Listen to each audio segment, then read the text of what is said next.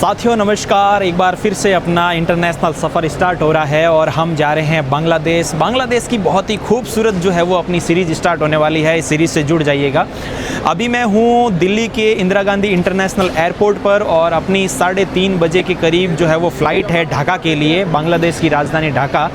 तो अभी फ़िलहाल चेक इन करते हैं, चलते हैं, बोर्डिंग पास लेते हैं काउंटर नंबर M से और फिर उसके बाद जो है वो आगे का मैं आपको दिखाता हूँ। इस वीडियो में मैं आपको पूरी वीज़ा, डॉक्यूमेंट्स, फ़्लाइट सब की जानकारी देने वाला हूँ, तो एंड तक देखना, बहुत ज़्यादा मज़ा आएगा। पहले लेते हैं बोर्डिंग पास। तो बोर्डिंग पास लेने के लिए अलग अलग बहुत सारे काउंटर्स बने हुए हैं, यहाँ पे G, H, J, K, L, M। तो अपना जो बोर्डिंग पास लेने का जो काउंटर दिखा रहा है स्लाइड के अंदर वो M दिखा रहा है। चलते हैं M के ऊपर और अपनी विमान बांग्लादेश एयरलाइन फ़्लाइट है। काफ़ी ज़्यादा भीड़ लगी हुई है बोर्डिंग पास लेने के लिए और अपना काउंटर सामने ये लगा हुआ है, विमान बांग्लादेश एयरलाइंस।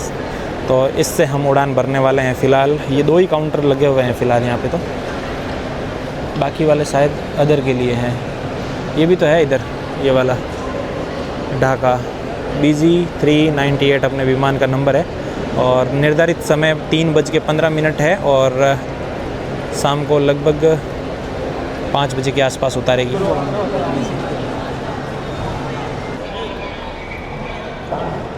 फाइनली 1.5 घंटे की मशक्क़त के बाद में बोर्डिंग पास मिला है और अभी सिक्योरिटी चेक इन करके आ चुका हूँ मैं। आप देख सकते हैं ड्यूटी फ्री वाले एरिया के अंदर यहाँ पे आपको बहुत सारी चीज़ें काफ़ी ज़्यादा महंगी मिलेंगी। कहने के नाम मात्र से ये होता है कि ड्यूटी फ्री है, इन पे कोई टैक्स नहीं होता है। बाकी तो भाई साहब यहाँ की रेटें तो आसमान छूती है और 1-1.5 घंटा कैसे लगा वो मैं आपको विस्तार से बताता हूँ। जब मैं थाईलैंड गया था तब तो मुझे पता था कि रिटर्न टिकट मांगेंगे वरना एंट्री नहीं देंगे, तो वहाँ पे तो मैं डमी टिकट जो है वो रिटर्न टिकट करके गया था। तो लेकिन बांग्लादेश के लिए मैं बिल्कुल एक पल के लिए भी नहीं सोचा था कि रिटर्न टिकट के बिना बोर्डिंग पास भी नहीं देंगे। तो एक्चुअल में हुआ क्या कि बोर्डिंग पास लेने के लिए गया तो उन्होंने रिटर्न टिकट पूछा, तो मैंने कहा मैं तो वापस आते वक्त लैंड बॉर्डर से आऊँगा, ऐसा बोल दिया मैंने। तो बोला कि नहीं, रिटर्न टिकट के बिना डिनाई करेंगे, बहुत सारे लोगों को जो है वो वापस भेज रहे हैं, इमिग्रेशन आपको पार ही नहीं करने देंगे, ये वो। तो मतलब बोर्डिंग पास दिया ही नहीं। फिर कम से कम 1 घंटा लग गया मुझे जो है वो रिटर्न टिकट बनाने के लिए, क्योंकि डमी बन जाता है 400-500 रुपये में। ठीक है, आपको वेबसाइट की जो है वो लिंक मैं आपको डिस्क्रिप्शन में दे दूँगा। वहाँ से मेरे को वो रिटर्न टिकट मिल गई थी 472 रुपये की। ठीक है, और जब वहाँ से लेके लगभग उस प्रोसेस में 1-1.5 घंटा लग गया। इसलिए तो कहते हैं कि इंटरनेशनल डिपार्चर के लिए कम से कम 3 से 4 घंटे भाई पहले एयरपोर्ट पे आ जाओ, कोई भी घटना घटित हो सकती है, कुछ भी हो सकता है। तो इसलिए मेरा पहले आना व्यर्थ नहीं गया। और अभी एक बात और ये भी है कि 2 घंटे फ़्लाइट डिले है ना। 3 बजे फ़्लाइट उड़नी थी तो बोर्डिंग भी 4 बजे स्टार्ट होगी, तो अभी फ़्लाइट भी अपनी डिले चल रही है। तो सब कुछ एकदम सही रहा। रिटर्न टिकट जब मैं इमिग्रेशन पे आया तो इमिग्रेशन ऑफिसर ने पूछा कि भाई क्यों जा रहे हो। मैंने कहा मैं ट्रैवल के लिए जा रहा हूँ। कि बांग्लादेश में क्या घूमने के लिए जा रहे हो। मैंने कहा मैं वर्ल्ड ट्रैवल करता हूँ, ट्रैवल व्लॉग्स बनाता हूँ। तो उन्होंने फिर कहा कि क्या नाम है, यात्रा गुरुजी। मैंने बताया तो कहा कि यार यात्रा गुरुजी के व्लॉग्स देखे हुए हैं। फिर उन्होंने मेरा चैनल देखा तो वाकई उनके सब्सक्राइब किया हुआ था यार, पता नहीं उन्होंने कोई व्लॉग देखा होगा तो सब्सक्राइब किया, वो खुश हो गए। तो उन्होंने तो रिटर्न टिकट वापस मांगा ही नहीं, वो तो बस हालचाल पूछने में व्यर्थ हो गए। बातचीत की काफ़ी सारी, लेकिन बोर्डिंग पास नहीं मिला। तो इसलिए कोई भी बांग्लादेश अगर जाना चाह रहे हैं तो डमी भी करा लेना, लेकिन भाई रिटर्न टिकट के बिना तो एंट्री ही नहीं है, ये ध्यान रखना।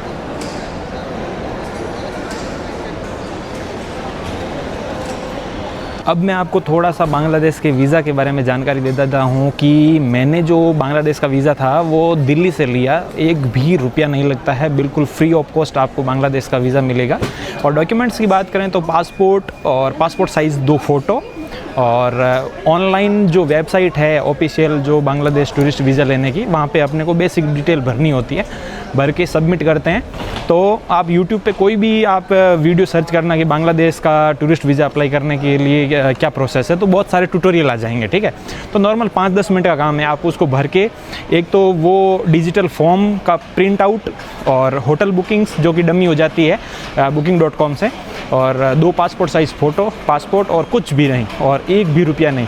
तो बस बिल्कुल आसान है, 5 से 7 दिन के अंदर आपको जो है वो बांग्लादेश का वीज़ा मिल जाएगा। पहले तो 3-4 दिन में आ जाता था, लेकिन अब थोड़ा सा टाइम लेता है। 5 से 7 दिन, अगर आप मंडे ट्यूसडे को भी जमा करवाओगे तो भी 5 से 7 दिन जो है वो लग जाता है। मेरा 7 से 8 दिन बाद जो है वो आया था। मैंने ट्यूसडे को जमा करवाया था तो मुझे डेट दिया गया था नेक्स्ट गुरुवार को, है ना, थर्सडे। तो इतना टाइम तो लग जाता है। बाकी बिल्कुल आसान है वीज़ा, बस रिटर्न फ़्लाइट टिकट का ध्यान रखना भाई, करके आना, नहीं तो यहाँ पे आपको बोर्डिंग पास भी नहीं देंगे। और बहुत सारे लोगों को मैंने देखा भी था कि इमिग्रेशन पे जो है वो वापस भेज रहे थे, वो पता नहीं दूसरी कहीं कंट्री के थे जिनके पास रिटर्न फ़्लाइट टिकट नहीं थी, तो उनको वापस भेजा जा रहा था। और बांग्लादेश वालों को तो टूरिस्ट के लिए बोर्डिंग पास भी नहीं दिया जा रहा था।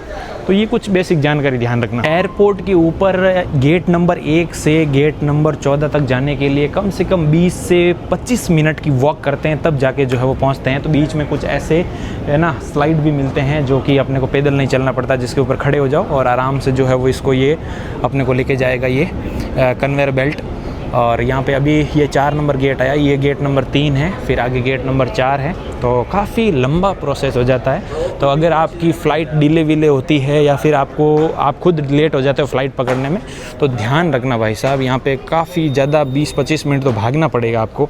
बहुत बार मैं यहाँ पे यात्रियों को जो है वो भागते हुए देखता हूँ कि वो बोर्डिंग जस्ट क्लोज़ होने वाली होती है और उनको फटाफट पहुँचना होता है। तो ऐसा होता है। एयरपोर्ट के ऊपर खाना पीना बहुत ही ज़्यादा महंगा होता है, तो इसीलिए आप बाहर से खा पी के ही आ सकते हैं, या फिर आप यहाँ से मतलब बाहर से कुछ पैक करा के अपने साथ भी ला सकते हैं। यहाँ पे तो एक कॉफ़ी भी 400-500 रुपए की पड़ेगी, तो काफ़ी ज़्यादा महंगा होता है भाई यहाँ पे खाना पीना। यहाँ पे आप देखिए, ये देखिए कुछ ऐसी प्राइस लिस्ट है ना, 275 तो मिनिमम है, बाकी 300-500 ऐसा कुछ चलता रहता है। यहाँ पे नाश्ता वगैरह सब कुछ मिलेगा, लेकिन थोड़ा सा एक्सपेंसिव रहेगा, है ना। तो बाकी मैं तो अक्सर बाहर से खा के आता हूँ और बहुत सारी चीज़ें जो खाने पीने की है वो साथ में पैक करा के लाता हूँ। एयरपोर्ट पे लुटने का मतलब कुछ बनता नहीं है ना। यहाँ पे बहुत सारी कॉस्मेटिक आइटम की दुकान भी मिलेगी आपको। ये देखिए शॉप है।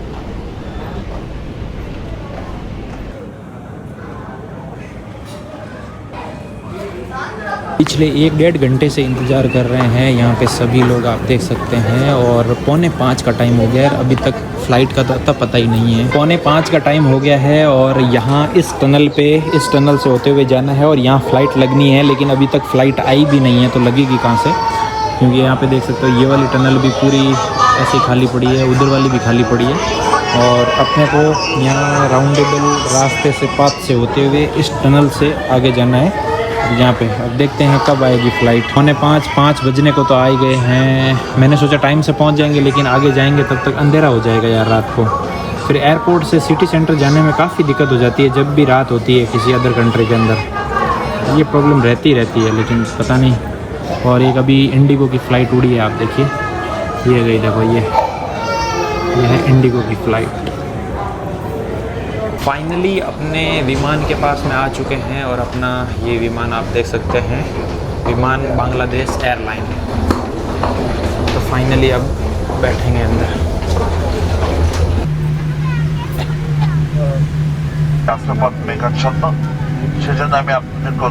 आज अपने को एग्ज़िट सीट मिली है, यानी कि एग्ज़िट के पास वाली सीट मिली है। यहाँ पे एक फ़ायदा होता है कि जो एग्ज़िट खिड़की होती है, ये इसके पास में लेग स्पेस बहुत ही ज़्यादा मिलता है कंपेयर टू अदर सीट। आप देख सकते हैं कितना ज़्यादा लेग स्पेस होता है यहाँ पे, आप देख सकते हैं पूरा बहुत ही ज़्यादा लेग स्पेस होता है। और इसके अंदर एक और चीज़ मिली है, मैंने इतनी सारी फ़्लाइट ली लेकिन पहली बार देखा कि बैक रेस्ट यहाँ पे तकिया भी मिल रहा है पीछे लगाने के लिए।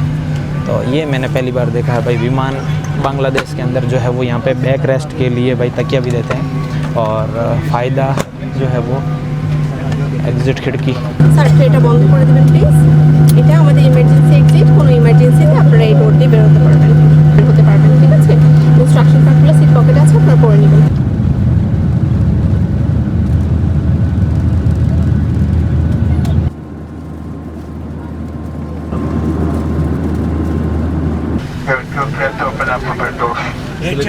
बांग्लादेश की धरती से हार्दिक स्वागत है। और ये वाला अपना विमान था, आप देख सकते हैं, बिल्कुल शानदार यात्रा रही और बहुत कुछ चीज़ें बतानी है। फ़िलहाल चलते हैं इस बस में। तो भाई आ चुके हैं हजरत शाहजलाल इंटरनेशनल एयरपोर्ट। बस में आए यार, अब चलते हैं अंदर। यह वाली फ़्लाइट मुझे मात्र 6,800 रुपये की पड़ी और इसके अंदर खाना भी मिला यार। मतलब जो चिकन लेना चाह रहे थे उनको वो नॉनवेज के अंदर चिकन दे रहे थे, जो लोकल बांग्लादेशी थे, और जो नॉनवेज नहीं खा रहे थे उनको लिए वही चावल दाल और साथ में आलू की फीकी फीकी सी सब्ज़ी थी, कुछ ऐसा दे रहे थे। और जो इमिग्रेशन पर अराइवल कार्ड होता है वो हमें फ़्लाइट के अंदर ही दे दिया, छोटा सा जो पन्ना होता है। जैसे थाईलैंड एकदम एक पुलिस वाले भाई साहब आ गए और उन्होंने रोक दिया कि भाई यहाँ ये थोड़ा इमिग्रेशन वाला एरिया है, यहाँ पे शूटिंग अलाउ नहीं है। तो मैं बता रहा था कि जैसे थाईलैंड के अंदर जैसे अराइवल कार्ड भरते हैं DTAC, और जैसे मलेशिया में जाते हैं तो वहाँ पे वो जो डिजिटल अराइवल कार्ड भरते हैं, उसी तरह यहाँ पे ऑफलाइन छोटा सा कार्ड दिया जिसके अंदर खुद की डिटेल लिखनी होती है, पासपोर्ट डिटेल वगैरह। तो वो फ़्लाइट के अंदर ही दे दिया, जो कि यहाँ पे थोड़ी सी प्रॉब्लम हो गई। भाई साहब कोई भी पेन नहीं दे रहा यार, पुलिस वालों से पेन मांग रहा हूँ, कोई नहीं दे रहा। फिर एक काउंटर पे एक पुलिस वाले भाई साहब बैठे थे, तो उन्होंने मेरे को पेन दिया। तो पेन साथ में कैरी करना ज़रूर, क्योंकि ऑनलाइन है, नहीं तो ऑफलाइन आपको कार्ड भरना पड़ेगा, यहाँ पे आपको पेन नहीं मिलेगा। और काफ़ी अच्छी फ़्लाइट थी। अब फ़िलहाल करेंसी वाला और यहाँ से एग्ज़िट लेते हैं। रात के 8:30 हो चुके हैं यार।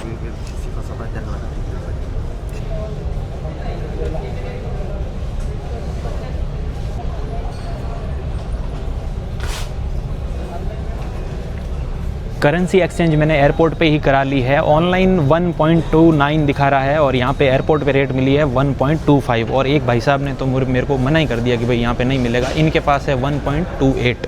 ये वाला जो काउंटर है ये दे रहे हैं 1.28 से, लेकिन इन्होंने मना कर दिया कि भाई इंडियन रुपीज़ यहाँ पे चेंज नहीं होगा। तो मैंने कहा भाई जो भी है, अब 100-150 रुपये के चक्कर में कहाँ ही भटकते फिरेंगे, और नाइट के समय में अभी मेरे को ज़रूरत भी है।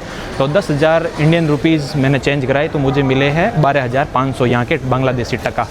तो अब यहीं से सिम खरीदते हैं। जब मैं पिछली बार बांग्लादेश आया था तब मैंने ग्रामीण फ़ोन की सिम ली थी, तो अब मैं वापस ग्रामीण फ़ोन की लेने गया तो इन्होंने बोला कि एक पासपोर्ट पर एक ही सिम अलॉट होती है, दोबारा नहीं। तो इसलिए मैंने एयरटेल की सिम ली।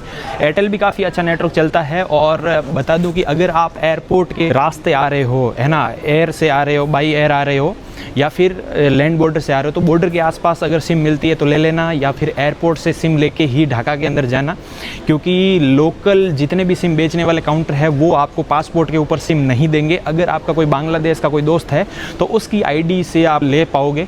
बाकी आपको सिम लेने के लिए ऑथराइज्ड जो स्टोर होते हैं उन पे जाना पड़ेगा, और लगभग 1,000 रुपये के 800 से 1,000 रुपये वो सिटी में भी ले लेंगे। और यहाँ पे मेरे को सिम पड़ी है 600 टका की, यानी कि इंडियन रुपीज़ में 480 रुपये के आसपास लगे हैं। तो 150 रुपये को मत देखना, यहाँ पे आप एयरपोर्ट से ही सिम ले लेना, वरना ढाका के अंदर घूमते फिर जाओगे सिम नहीं मिलेगी बिना किसी ऑथराइज स्टोर के, है ना। तो बाकी जो लोकल सिम बेचने वाले हैं वो सिर्फ और सिर्फ यहाँ बांग्लादेश की लोकल ID पे ही सिम देते हैं, पासपोर्ट पे नहीं दे पाएंगे वो। एयरपोर्ट से बाहर आ चुका हूँ और बाहर से एयरपोर्ट का कुछ ये नज़ारा आप देख सकते हो। और अब सबसे बड़ी मशक्क़त ये है कि मुझे हॉस्टल तक पहुँचना है, और जो हॉस्टल मैंने बुक किया है वो अपनी लोकेशन पर है या नहीं, क्योंकि बहुत बार ये भी होता है कि हम हॉस्टल बुक कर देते हैं लेकिन लोकेशन पर पहुँचने पर पता चलता है कि यहाँ पर कोई हॉस्टल नहीं है, 1-2 साल पहले बंद हो गया। तो ये भी लफड़ा हो जाएगा। तो अभी यहाँ से लगभग 5 किलोमीटर है, तो 5 किलोमीटर के हिसाब से कैसे क्या जा पाएंगे देखते हैं। अभी आसपास कुछ ऐसा नज़ारा, और काफ़ी ज़्यादा सुंदर सिटी है, रात के तो नज़ारे अच्छे हैं, बाकी तो कल घूमेंगे। फ़िलहाल तो अब हॉस्टल पर पहुंचने की मशक्क़त है।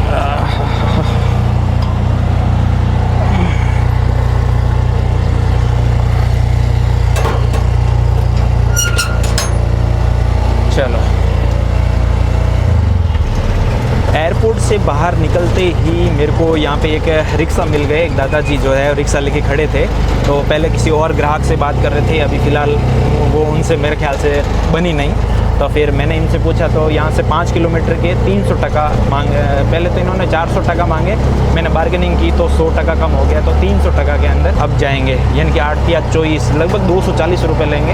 अब रात का समय है, इतना तो बनता ही है। और यहाँ का आप देख सकते हैं रिक्शा कुछ ये ऐसा होता है भाई, चारों तरफ से जाली से पैक है, क्योंकि बताया जाता है कि बांग्लादेश के अंदर काफ़ी ज़्यादा जो है वो फ़ोन स्नैचिंग वगैरह ज़्यादा होती है। तो ये देख सकते हो कुछ ऐसी कुंडी लगी हुई है, और चारों तरफ से बिल्कुल जेल नुमा ऐसे रिक्शा बहुत ही ज़्यादा चलते हैं। तो हालांकि बस वगैरह भी तो चल रही है, लेकिन अब रात के समय में एक तो ये बांग्ला मेरे को आती नहीं है, एक तो लैंग्वेज का भी इशू हो जाता है ना।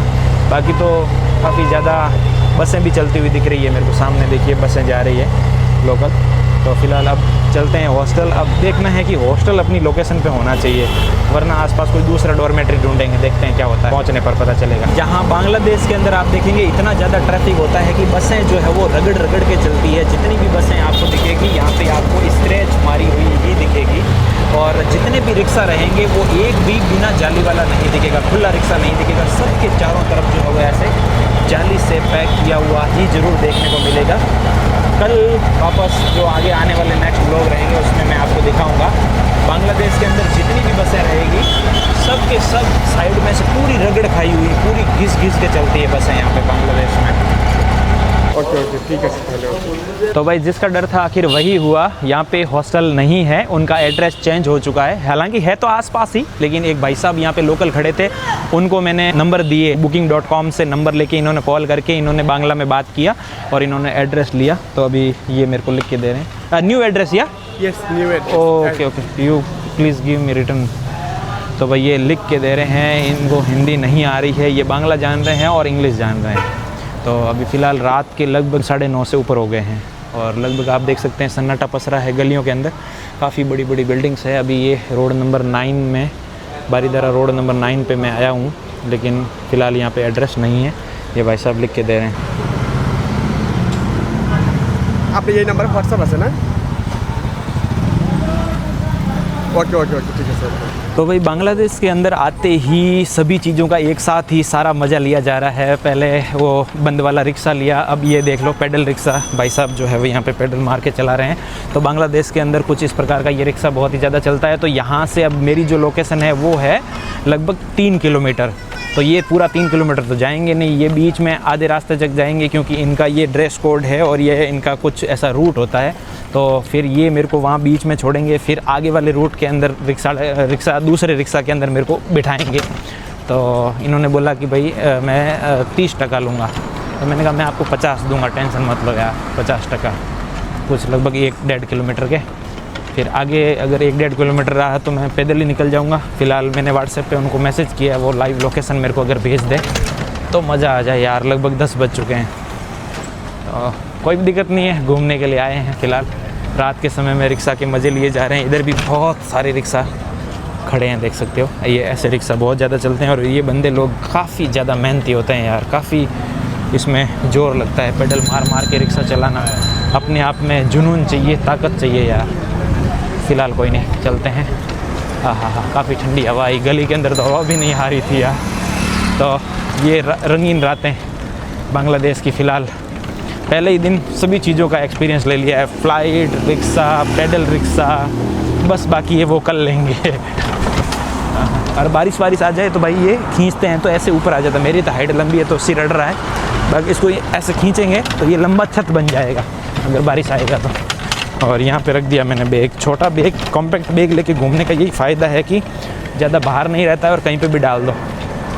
अब हॉस्टल पहुँच के ही आपसे बात करता हूँ। और फिलहाल इमिग्रेशन के बारे में मैं आपको कहना भूल गया, बहुत ही ज़्यादा स्मूथ रहा। इमिग्रेशन ऑफिसर ने मुँह से एक शब्द नहीं निकाला, बस देखा और बस वो मेरे से वो जो अराइवल कार्ड था उस पर हॉस्टल के नंबर नहीं लिखे हुए थे, तो कॉन्टैक्ट नंबर मेरे को बोला कि कॉन्टैक्ट नंबर लिख दो, और कुछ नहीं, ठप्पा मारा, रवाना, कुछ भी नहीं पूछा है ना। हॉस्टल बुकिंग या फिर रिटर्न फ़्लाइट हो गया या फिर कितने दिन रुकोगे, क्यों आए हो, क्या फलान टिकट, कुछ भी नहीं, एक भी सवाल नहीं।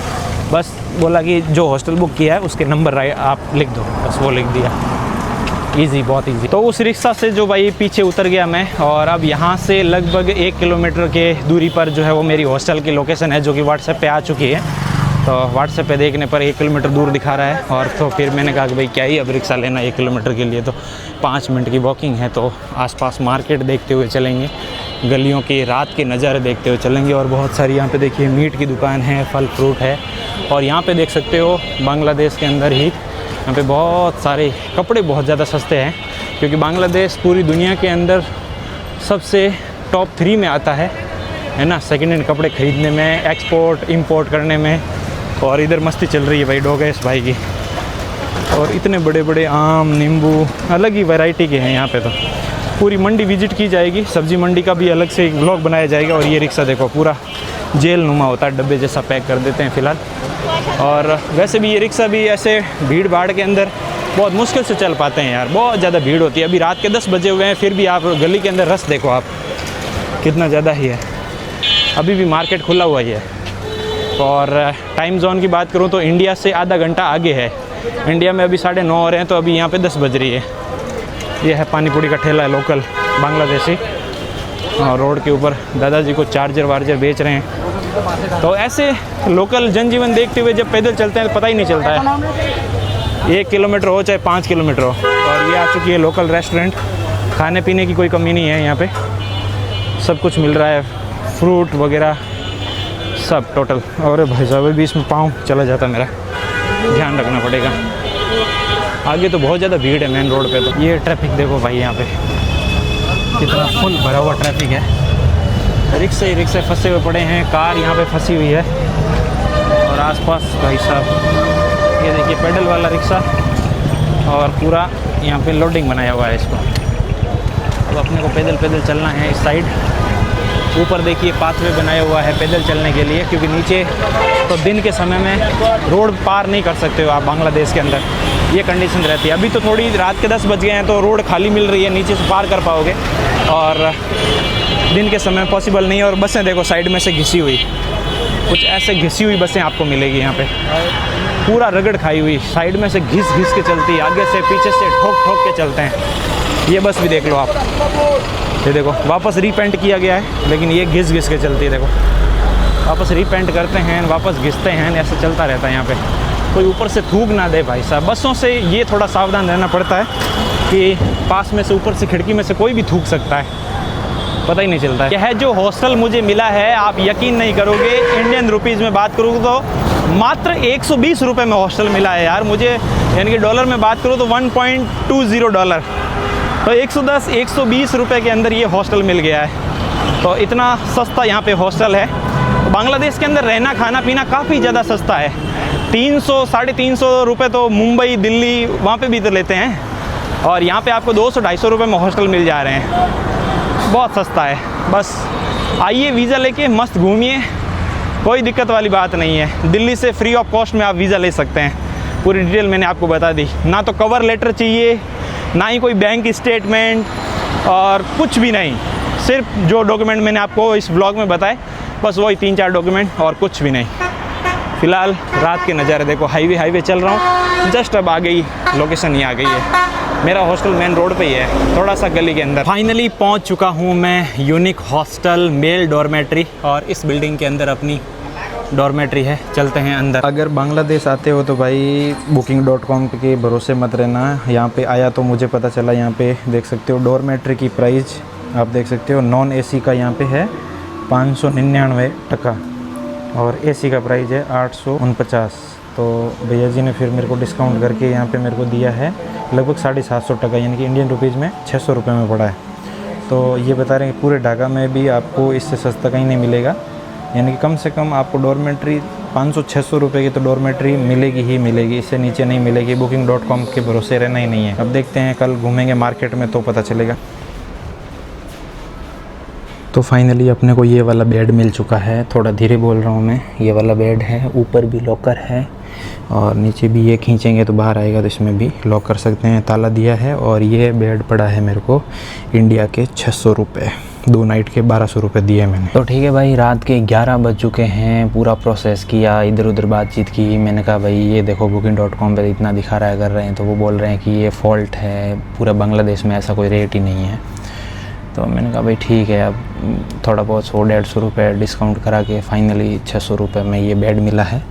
तो एक साथ ही 2 नाइट का कर दिया, क्योंकि अभी थका आ रहा, सुबह चेकआउट करने की इतनी हिम्मत है नहीं। तो मैंने कहा भाई कल सुबह आराम से उठूँगा, पूरा दिन इधर उधर एक्सप्लोर करेंगे, तो और कोई सस्ता डॉर्मेट्री ढूंढ लेंगे, है ना। तो 2 नाइट का कर दिया साथ में। और इस वीडियो यात्रा में मैंने आपको वीज़ा की, फ़्लाइट की और बहुत सारी जो है वो इन्फॉर्मेशन दिया।